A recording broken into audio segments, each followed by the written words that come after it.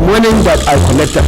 But honorable contribution to Nigeria, please. I want named all of now. Look at what I'm tired. When you want to take steps every day to make this country a better place.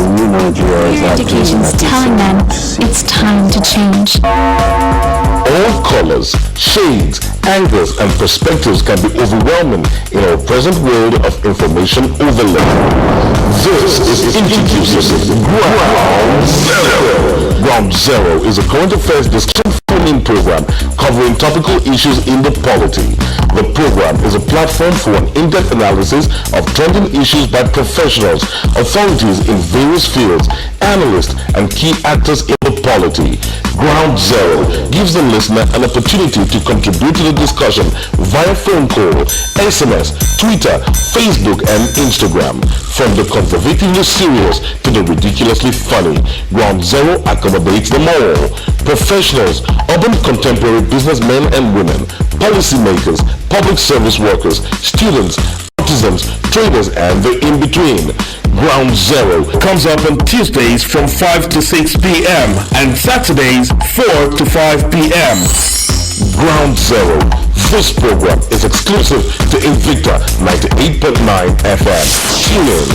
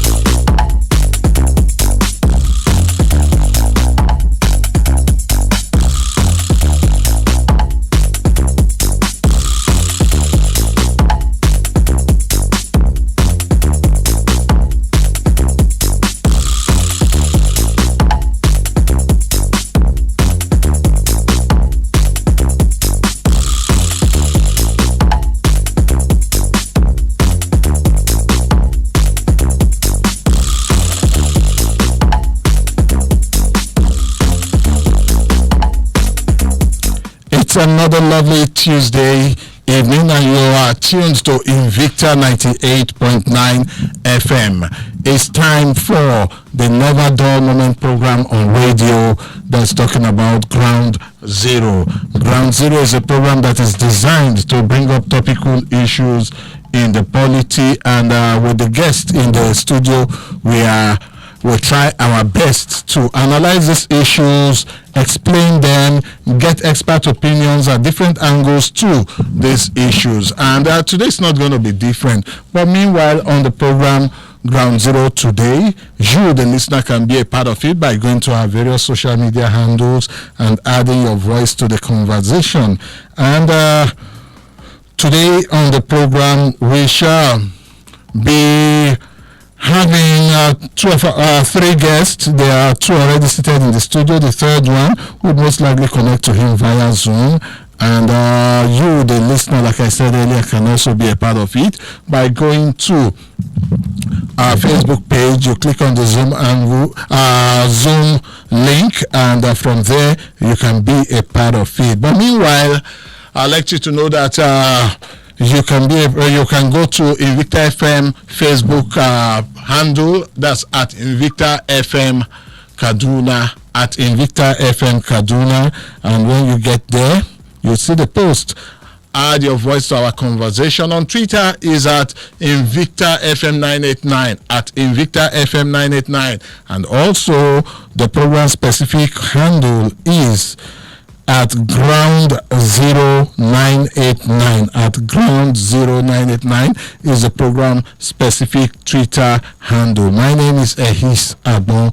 My guests today are first Martins Danjuma Abbas Dangwa. Danjuma, you are welcome to Ground Zero. Thank you very much. It is a pleasure being here, and good evening to the listening public. Okay, I also have Danjuma is from the Coalition of Association for Peace Empowerment, for Leadership, Peace Empowerment and Development, CALPED, and I have Zwahu Emmanuel Yanwendi. He is a media consultant and commentator on a public affairs commentator that's talking about Zwahu. You are welcome to Ground Zero. Thank you very much. And the third, but definitely not the least, is Abdul Bako Usman. He is the President Campaign for Democracy. We will link up him either via Zoom or any other of our platform very, very soon.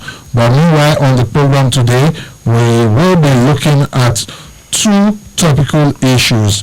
The first one is the attack on the Borno State governor, and of course the verbal exchange that's presently going on, and trying to get to the root of this issue and know how we can get out of all of the issues we are having in Borno State. The second item that we'll be looking at on the program today is the exchange also between the Nigerian Postal Service, NIPOST, and the Federal Inland Revenue Services, FIRS, over the stamp duties collection.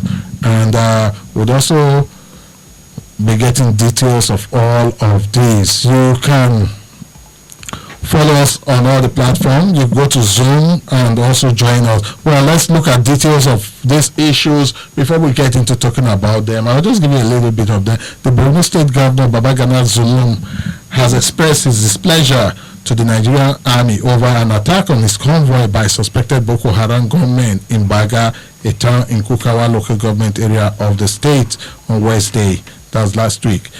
Reports have it that Zulum survived an ambush by gunmen on a trip to Mungono and Baga towns to distribute food to IDP. Addressing the Army commanding officer in Mile 4, Zulum wondered why the Army has not been able to secure Baga despite the number of troops deployed for over a year.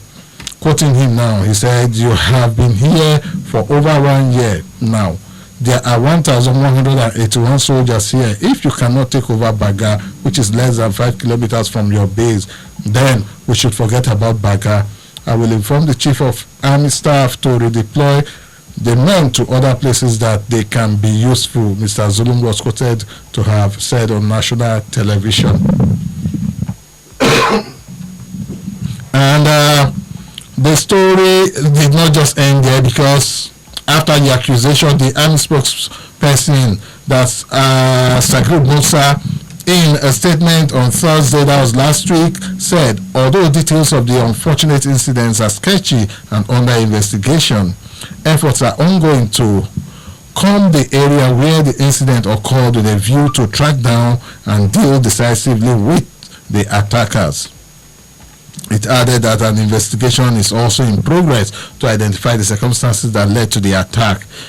Quite long, but let's just leave it at that. Let's look at the second item that we'll be looking at on the program today, which is the stamp duty collection crisis. NIPOST FIRS war escalates.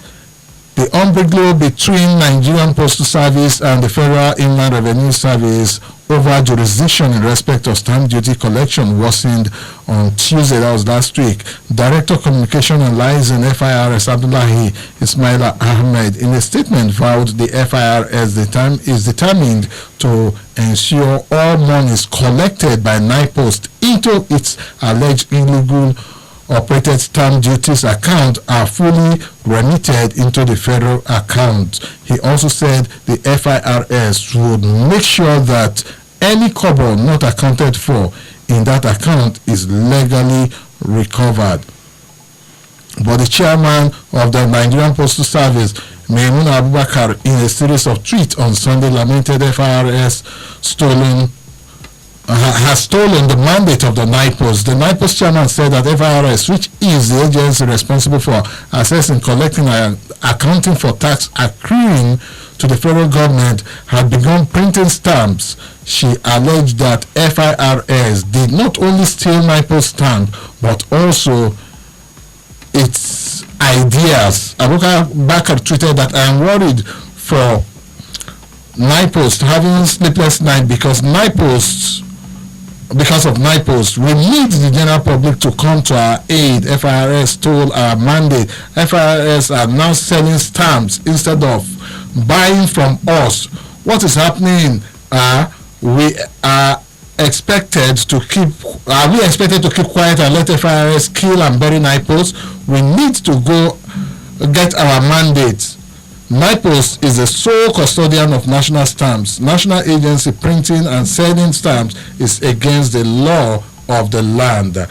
But FIRS, in a series of tweets on Tuesday, countered NIPOS and thwarted claims of Maimuna. It said, to be sure, NIPOS is a government establishment by Decree 41 of 1992 with a function to develop, promote and provide adequate and efficiently coordinated postal services at reasonable rates. This function is clearly contrary to the claim by the NIPOS over the administration of stamp duties in Nigeria. On the other hand, the FIRS is the sole agency charged with the responsibility of assessing, collecting and accounting for all types of taxes, including the stamp duty. There has been contention between FIRS and NIPOS over which agency is the custodian of stamp duty following the implementation of the Stamp Duty Act. These broadly are the background on what we'll be looking at today. And I'm sure we know that there's so much to talk about with all of this that's been happening. We will still try to get across to Abdul Bako. But meanwhile, let's start the discussion right here in the studio. Martins, we'll start from the first one. The attack on Zulum and the whole issue, the Boko Haram issue in Borno State, or is it ISWAP? Now, well, he is not happy at all with what happened, and there are already insinuations that it might really not even be Boko Haram. What's happening? What's your impression about all of this? I want to say that I'm particularly moved by the statements of the Shehu of Borno, who has alleged that nobody is safe anymore. It is a very strong statement, and looking at the person who is saying it, the information at his disposal to know such, there is no way that we will not be taking this with so much merit. Zulum was not new to going around Baga and all of those places, and we have seen how much confidence the people of Borno are having in the leadership that Zulum is providing. The attack on his convoy, with all of the institutions of state around security on ground, even in Borno being the high point of insurgency for so many years, one will think that the governor will always be moving with that kind of paraphernalia that says, I'm here. But that is not the case. It is unfortunate that these things have happened. And while the army have said what they could say about it, and the perspective that the governor is saying that if the army cannot take control of that place, they should give way, it's not new. The Nigerian citizens have been looking up to President Muhammadu Buhari to lead from the front the war against Boko Haram right from 2015. He has put in the best men as he knows, and so far the results are not yielding the results are not as envisaged. They are not as expected. They are falling short of expectations across board. I have listened to commentators even speaking this morning that there is a need for a unity of command in our armed forces. And when we are talking about all of these things, it just expresses to you how weakened the security architecture is. So there is a case of the need for institution strengthening. There are issues that we keep seeing coming out on the media space about morale, motivation, and what have you. And Nigerians have been calling for just one thing. Perhaps these service chiefs have done this fight as best as they know how. Why didn't they give space for new ideas, fresh initiative that can help root out terrorism out of this country? So it is unfortunate. What we are seeing happening to Zulum, Governor Zulum, is not anything other than the symptoms of something that Nigerians have been crying out for all along. Security services in this country needs to improve, not just for the first citizens of the state, but for all Nigerians to really feel the sense of belonging that government is working in their interest. All right, thank you so much. Let's quickly welcome Abdul Bako Usman. Abdul. Yes, good evening, listeners. It's my pleasure being on Ground Zero this evening. All right, so I just wanted to quickly go straight into talking about the first item that we already have here, which is the issues around Boko Haram attack in Borno State, and how much do you think the security agencies are doing over there, and what do you think they need to put in place? Yes, he's as one who is a product of history. I would have loved to go memory lane, but due to time factor, I will narrow it. But if you look at historically, if you look at the 1966 coup of Aguero Ironsi and that of 74, that led off Gawan, you agree with me that the military has been our impediments towards development, towards insecurity, and a lot of lapses have been on the part of security. But taking on the issue of the attack by Boko Haram on Governor Zulu, you will agree with me that the governor, said it's an act of saboteurs within the system. And if the governor claims and if the governor's claims are countered by the military officer in charge who had made mention of a fifth colony, it is rather painful and it is rather unfortunate and regrettable if the military will say there's a fifth colony. That is to say, they are aware of such colony and they never really had the protection of the governor at their heart. Because as a chief executive of the state, he has the right to peruse and traverse all nooks and crannies of the state.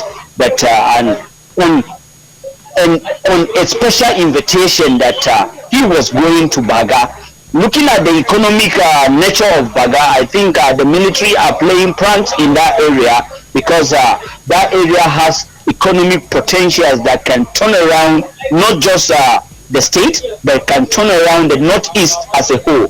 And having information reaching us as a civil society organization now, it is very clear that this time around the military has engaged in trans-trade between the bordering countries of Cameroon and Chad, respectively. They are doing the smoke fish and they are taking it outside the countries, and they will not want the governor to hold that area, and they will not want the citizens of that area to be in full control of their resources. So I think it's an act of sabotage, there's an act of saboteurs, and it should be looked into properly to address and bring back the citizens to their economic fortune. All right, thank you so much, Abdul. We'll come back to the studio now while you hold the line.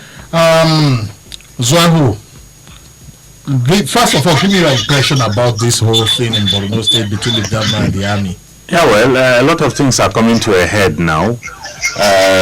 State institutions are beginning to clash in a very, very unsavory manner. Of course, over the years, we have heard allegations and counter-allegations about the complicitness of or complicity of the Nigerian security institutions or organs, for instance, the military, in the precipitation of all of these crises.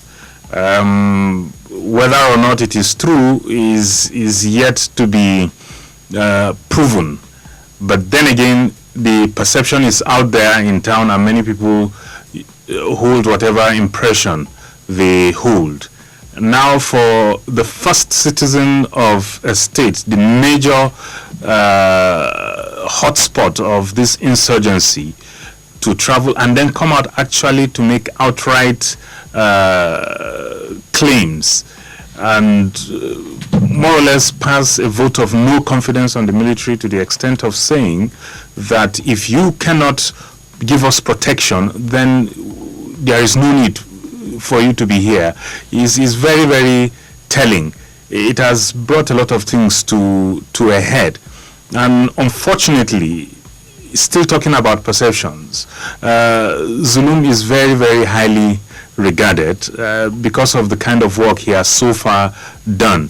Well, we are not right there on the ground to know, but from feelers that we get, obviously the man is doing a yeoman's job. And he's coming out to say the kind of things he has said concerning the military. Now, the military's own reputation has been receiving lots of dent amongst or in the minds of the citizens, not to talk of even other members of the military that come out to make accusations, on the military about the way it has prosecuted this. I was just reading something, a column written sometime last year, I think it was September last year, by Mahmoud Jega on his Monday column, Daily Trust, where he talked about Ministry of War, Ministry of Defense, and stuff like that. And he had this interesting way of looking at it. He's saying that these people, when the military decides to wait until insurgents attack, instead of taking the war to them, it is disingenuous, because we always know, this rule of war, that you take the best form of defense is to attack. You don't go waiting for them, and then you wait for them, and that appears to be how this war on insurgency has continually been executed. And even here in the Northwest, with all the insecurity, banditry, and whatever we want to call it, we do not see our military being proactive sufficiently. So that's a situation we find ourselves. So unfortunately, perception is not positive for the military generally. Perception not positive for the military, and it's one perception that I would say so many Nigerians are also holding. Now let's come to looking at the lead of all of these fights. That's talking about Buratai. Buratai is an infantryman, and he's been chief of air staff, chief of army staff for 4 years now. And not 5 years, really. 5 years, yes, roughly 5 years now. I was listening to an analyst sometime within last week, and he was saying that yes, Buratai came in. He has tried his best, cleared them out of those local government areas that they were occupying, but he should go beyond that, because now they may not be fully occupying and hoisting their flags anywhere, but they are just taking in and attacking everybody at will, at random. They are sure they are having a field day, but the war should move now from the infantry boot on the ground to that of intelligence. That if probably we had someone that is not an infantryman being in charge of all of our armed forces, that probably they might have been able to score more points. A general is a general. Okay. For you to get to the level of a general, it does not matter your specialty. Yes, which corps you come from, because at that level, that's at the strategic level. Okay. We have 3 levels of this thing. You have the strategic level, you have the tactical level, and then you have the operational level. Okay, the strategic people do not really go to war. They are the generals, and these generals, it's not Buratai alone. It's not one person alone. It's a collection of different people who come together and harness their knowledge, their experiences, and their resources, and then are able to manage the war, whereas the tactical people are the ones who are on the ground and executing, including the operational people. So that is not an excuse. We cannot excuse Buratai that he's an infantryman and therefore the battle is asymmetrical, all of that. So no, it doesn't hold water. A general is a general. If a general has failed, he has failed. Wow, that is also an impression that so many Nigerians have. But I'll come to Martins now. Why is it that the president is not interested in changing his frontline commanders? Well, I will not know. I don't have the kind of information that is at the disposal of the president. I mean, these are people he meets every day. At his beck and call, they are all around him with reports, and they are sharing with him figures, facts, and data. But I have listened even this morning to commentators who are talking about the state of our military and security, and the one of the fundamental thing of note a retired military personnel said today was when they went to ECOMOG, they were not fighting as Nigerian Navy, Nigerian Air Force, and the Nigerian Army. It was in Nigerian Armed Forces. That was the contingent that was there on ground.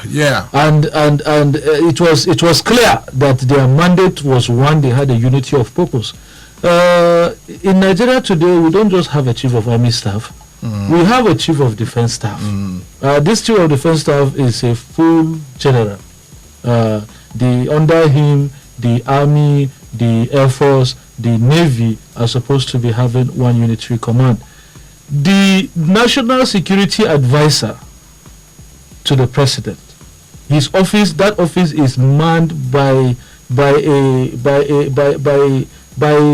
Major General Munguno, retired, who himself is not somebody of little or small repute. So when you look at all of the people who are in the helms of affairs around our national security, you will be. I mean, looking at how much Nigeria is pushing into security, one will expect nothing less than the fact that Boko Haram was a done deal. Look at how the president of Chad, brought back Nigeria to that level of consciousness that this thing can be trashed out. If we say it is a trans-border issue, there is a multinational joint task force where the last time I can remember, Nigeria had voted over $100 million into that particular security project.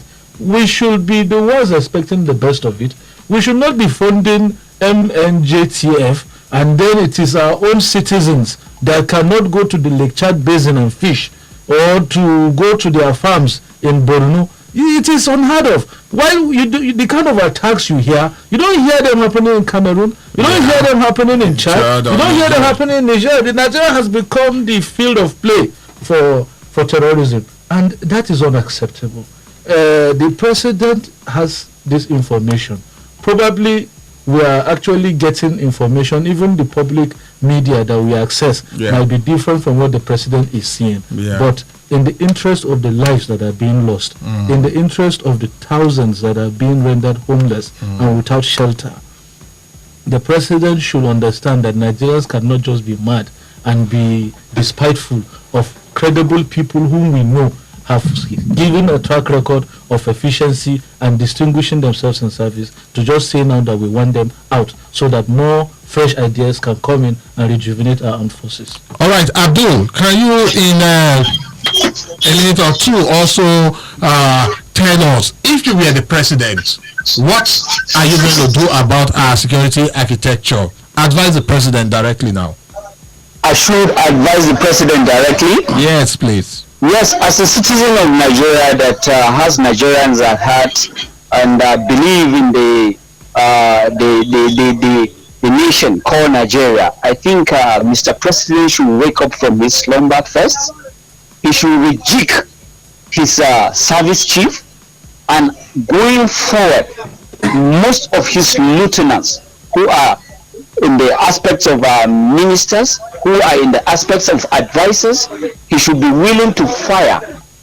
He had already hired them, and he has that prerequisite to fire whosoever had erred, whosoever is not in line with his campaign trend. He should be willing to fire anybody that is found wanting, but allowing them to have a field day while his wife cried that some lieutenants that are saddled with the responsibility to advise the president and preside over certain institution of governance are failing the president. It is high time he should act proper, because if his wife Aisha Buhari will advise him to look inward and select people without questionable character, people who have the zeal and the wherewithal to take Nigeria to the promised land, I think it's high time he should start hiring and firing those that are irresponsible within the system. All right. Thank you, Abdul. Just hold the line. We'll quickly take some messages. I'll be right back on the program Ground Zero.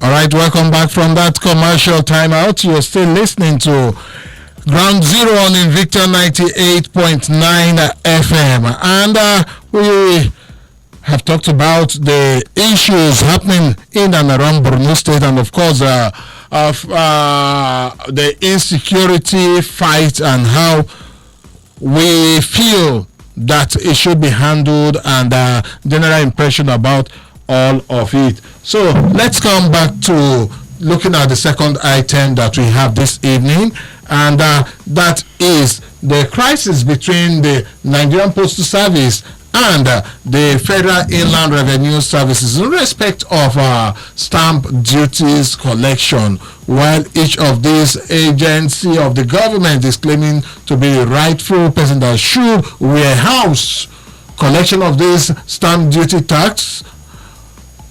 There seems to be a confusion, because first the FIRS has gone ahead to print their own stamps, while the NIPOS over time and by law is responsible for carrying all of this out. Because even when we write agreements and they ask for the stamp, we buy the normal NIPOS stamp, affixed to the agreement that is written, any official document that's written to make it authentic or official.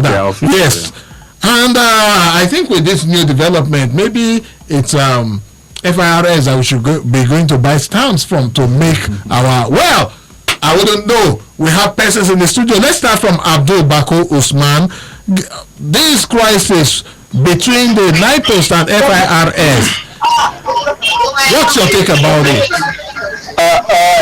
It is rather unfortunate that synergy working relationship is lacking within the same system of governance. It is unfortunate, and if the right to collect such taxes are denied NIPOS, I think it is overwhelming on the FIRS, because if you look at withholding taxes, you look at value-added taxes on contracts, company income taxes, all those are taxes that are saddled within the jurisdiction of the FIRS. So I think statutorily it is an act established in 2000 and I think 2004, but never took effect till 2009 and 2016. The federal government financial regulation 2009, but its fully implementation started in 2016 when this administration came on board. So I think looking at the act that established the NIPOs are supposed to be saddled with this responsibility of stamps. Growing up in the 70s, in the late 70s, you agree with me that all issues that has to do with stamp was a postal services responsibility. Responsibility. But having seen the amount that will be generated now based on the 0.75% of stamp duty charges and the 50 naira per each transaction, that is up to 1,000 naira. I think that is where the hurdles are coming. That is where the impediments are coming. Otherwise, NITEL owns that sole responsibility of, according to the Act, to generate and collect such revenues. But having seen that the amount that will be derived within even just a day amounts to billions of naira, so everybody wants to really be within the pot of soup that is more juicy, and that is creating the tension. But I believe if the Senate went down memory lane to make amends into some of the acts they enacted that became law, NIPOs are supposed to be directly responsible for collection of such taxes, and that could even wake them up from the struggling position we have found them in now. All right. Thank you so much, Abdul. It's a pleasure. I'll come to Martins now. Yeah. Abdul made mention of, because of the kind of revenue that whoever is in charge will be in charge of.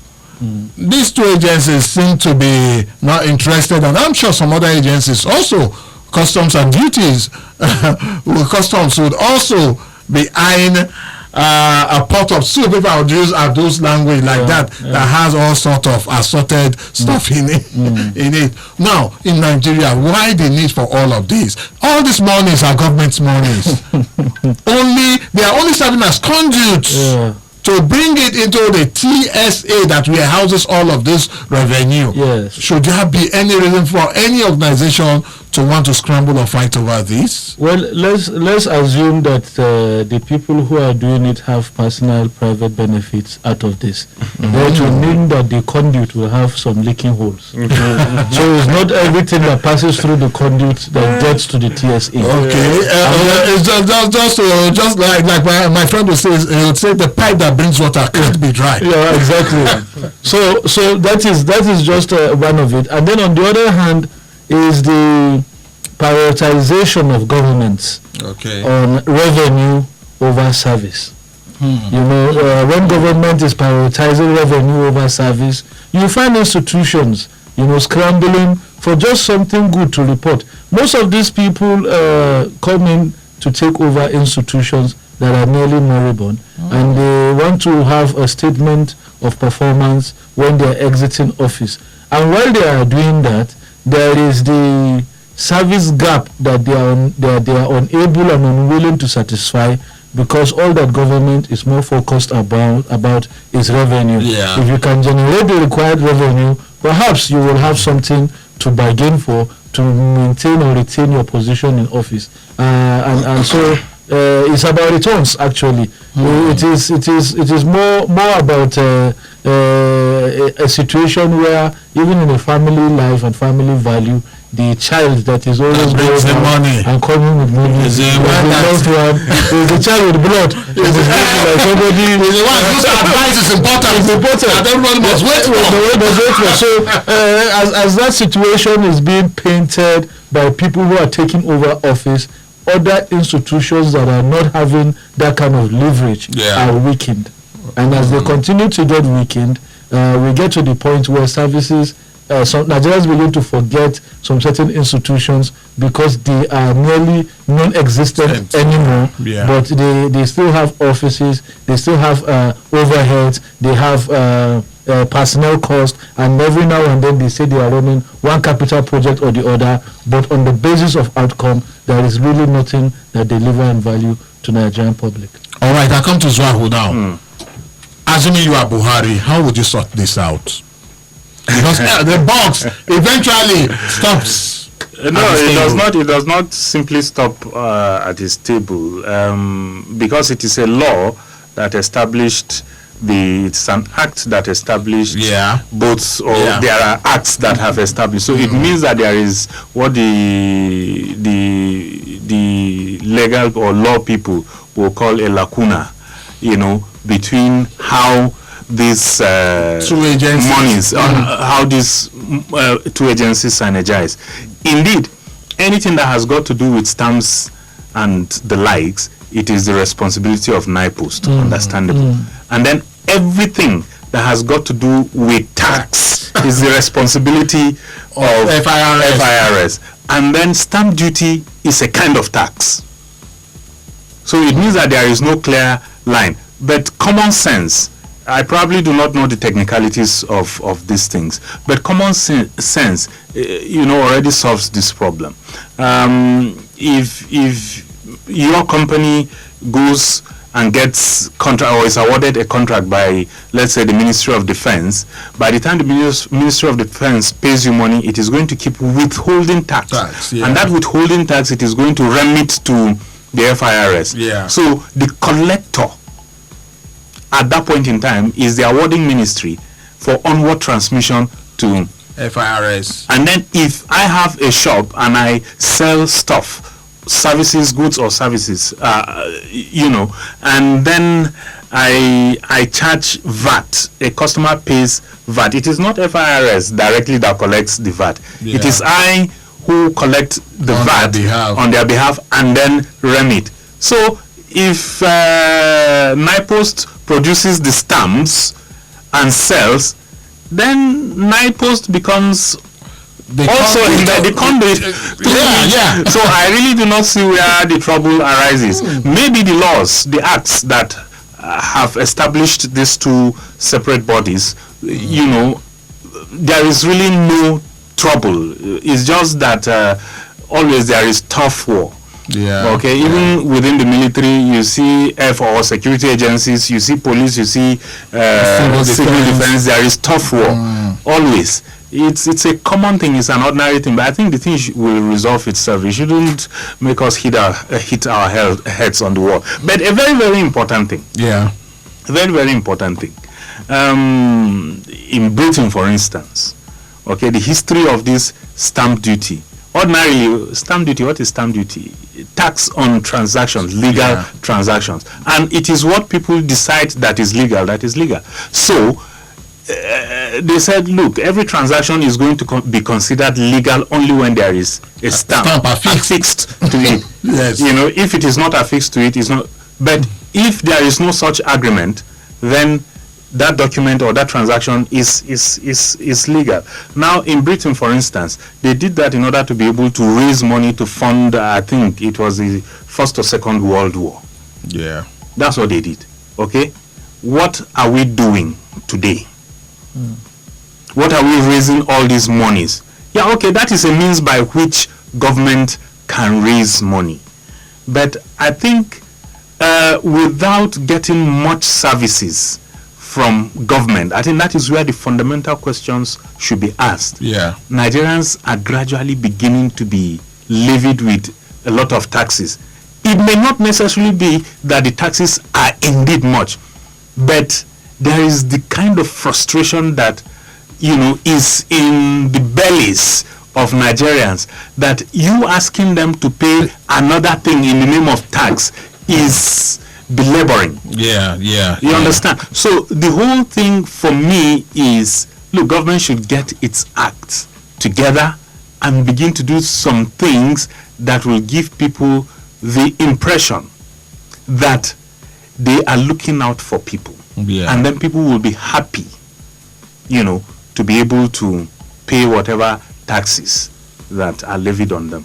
All right, 081 40,000 989 and 070 87800 989 are the numbers to dial to add your voice. And we also have some person standing by on the Zoom. Okay, we'll get to that. But meanwhile, 081 40,000 989 070 87800 989. Let's see who our first caller is. Hello, good evening. Welcome to Ground Zero. Good evening, Good evening, Good evening. What's your name and where are you calling us from? Kure is the name, my brother. All right, Kure. Yeah, based on what you people have discussed, honestly, where I'm much concerned about this is security of the state. That's just what is also paining me. Honestly, I can't believe a retired general up to now we cannot overcome this insecurity of the state. I think there is politics on this issue. Okay. Let us just forget. Let us tell ourselves the truth. Our leaders should tell us the truth. If you say they didn't attack Zulu, that means nobody will take this issue of insecurity serious. So my prayer is that they continue attacking them, whether we get the solution out of it. Okay, wonderful. Thank you very much. Mr. Kure, that's got tough love. Yes, 08140,989 Hello, good evening, welcome to Ground Zero. Hello, good evening, Mr. Yves. Good evening, you're welcome to the program. And where are you calling us from? I'm Francis from Madam. All right, Francis, let's have your take. Thank you. Just like Oga Kure have said, our security issue, I don't think it could be solved, or it will be solved without the leaders coming out fully to tell us exactly what is wrong with our security agency. Because the way we are seeing it now is as if they are running security as a business venture.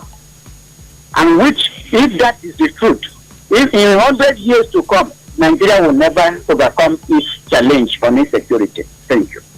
Thank you so much, Francis. All right, let's see who this caller is. Hello, good evening, welcome to Ground Zero. Hello, Comrade Heath and the guests in the studio there. Yes, Comrade Gabriel, you're welcome. Yes, sir. My own is I have to thank the Minister of Justice and Internal Operation, because some people in the government believe they cannot be removed. What you wrote, the color you had by asking that Magu should be removed, that should follow also suit to other institutions like the army. All Nigeria is saying that let them reorganize the Nigerian army, let them reorganize the Nigerian army, armed forces, and restore back the sanity and peace in this country. All right. Don't forget also that Nigeria is the poorest country in the whole world, so poverty has also contributed seriously to this insecurity. So we ask the government, Buhari government, and as other people are calling, if the government knows it cannot be able to, it's not a shameful thing to say, I have resigned. Yeah. Let them go. All right. Thank you. Thank you so much. Hello, good evening, welcome to Ground Zero. Hello, good evening, welcome to Ground Zero. Yes, good evening. What's your name and where are you calling us from? Hello? All right, Ayekinafa, quickly let's have your take. I want to start with the Zulum, attack on Zulum. It All right. really unfortunate. We don't expect that. But despite all this, if Nigeria cannot reduce our military, they cannot achieve them. These are the things that have been the attack of the line. The security looks like monkey. Some of them have been seeing their parents. I'm telling you that some people are in the northeast for over 4 years. Yeah. I'm not saying that what happened to Zulu is the right thing, but Zulu will know that place it's not safe for him to travel without clearance. I know that the government is desperate for his return there, and even I'm of the same opinion that he should return there. You understand? Yes, but Ayekinafa, if I may ask you a question, did you follow the conversation between the governor and those military personnel? What actually transpired there? Did you follow that conversation? And what's your general impression about that particular attack on the convoy? What I'm saying here is that the governor accusing the military that they are the one who are attacking. You know that our military cannot really get themselves so low to that thing. You know, all these things that you see is, in my own opinion, I blame people of Borno for this thing. They know if, okay, there was Boko Haram in Yobe, there was Boko Haram in Kano, why did Borno people refuse to cooperate with those people? All right, Kinafa, we may have to let you go because we are really out of time. Let's come back to the studio now and take our parting shot, starting from Danjuma Abbas Zangwa. What will be your parting shot on the program today? If you can do that in a minute, I'll be so happy. Well, one of the fundamental truths about democracies is that it thrives on strong institutions. Strong institutions over strong individuals. If we have that kind of character in the manner in which governance is run in this country, then service delivery will not be an illusion to the common man. It is imperative that whatever government is doing by way of reforms should be something that informs and improves the life of the citizenry. Anything short of that will just be a deception and an act of deceit. So in all ramifications, we expect that we should have more strengthened institutions on security, more strengthened institutions even on revenue collection, and more strengthened institutions around accountability to ensure that these funds are judiciously used. Thank you. All right, I come to Abdul Bako Osman. What will be your parting shots? Yes, for me, I think regarding the insecurity in the Borno axis, I think it is high time we start looking inward. And the governor rightly said that he's going to mobilize not conventional security men to assist in tackling the issue. But the question Nigeria should be putting forward is, the military said there's a fifth colony. We want to know who are those fifth colonies that are behind the attack on the governor. Let's leave Abdul Bako at that and quickly come to the studio. Okay. On the insecurity, while all of these things are a reality, we are not happy and all of that, I also want us to moderate our expectations, and because this war is not your typical kind of war, it's an asymmetrical war. There is no clear battlefield. These people, battle lines, very blood. Yes, they are, in fact, they just erupt everywhere. So it is difficult. It is difficult to manage. However, when we look at countries like Chad and Cameroon, how they have attempted to handle these things, like my brother here has said, then we know that we also believe that our own here have not done sufficiently. Finally, on the issue of this crisis between NIPOST and FIRS, ultimately for me it's about the whole thing concerning governance. The government has not proven to Nigeria that it has the interest of the people at heart. If not, Nigerians will be very happy, and this is not an issue that we should be hitting our heads on the wall about. All right, thank you so much. I'll quickly go to our Facebook page and say, David James is saying good evening to the moderators. The issue of insecurity in Nigeria is a business, and our present government today are not willing to stop the incessant killing. If Governor Zulum is willing to stop the killing, let him go by other alternative. Nigeria army is now politics. That's your impression. And Kayode Adebute says Zulum attack is no longer hiding from the public, that the insecurity in the land is nothing but a lucrative business to those saddled with the responsibility of maintaining peace. Almost 50% of every yearly budget goes to security department. Are you sure of that? And yet the peace remains a scarce commodity. Where does all those monies go to? The nation's enemy never tire to swallow our billions. May God deliver us. This comrade Kayode Adebite. And that's about the size of the program today. I say a very big thank you to all my guests and analysts on the program today. On Saturday, we'll be on again from 4 to 5 for another package of the program Ground Zero. Between now and then, like always, I'd say, whatever your labors and aspirations are in this noisy confusion of life, learn to keep peace with your soul with all its chandrogen and broken dreams. It's a beautiful world that we live in. Be careful. Strive to be happy. I am Ehis Agbo, the peacemaker with a passion for crowd satisfaction.